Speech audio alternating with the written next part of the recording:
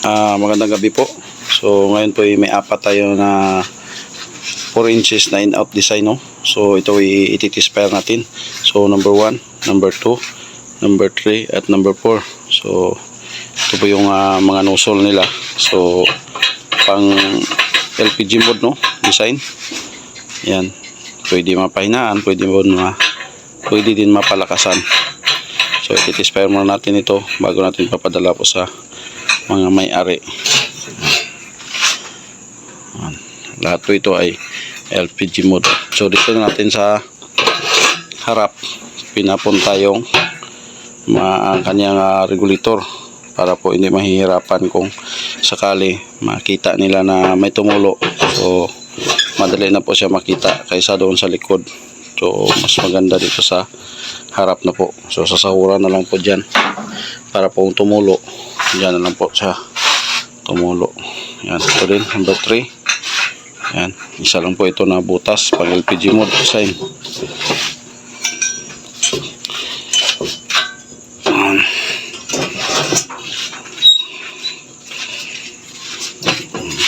Number 4. Ito din yung number 4. Yan. Ayos, no? So, papoyan natin. So, una, papoyan natin ito. Yung mix natin na 50% na crude oil, 25% na dito nagmix tayo sa 25% na used oil, 25% na gasoline. So yan po yung ginapapalingas natin para mas madali po siyang papuyin. Kasi pang damihan tayo kaya kung papel-papel tayo madagal. So ito na tayo mag-mix tayo ng 50% na crudo, 25% na gasolina, 25% na engine used oil. So yan. So may mga used oil na po ito lahat. Okay, papuyin ko muna. Ito na po yung apoy ng ating apat na in-out design. So yan. So try natin pang salangan.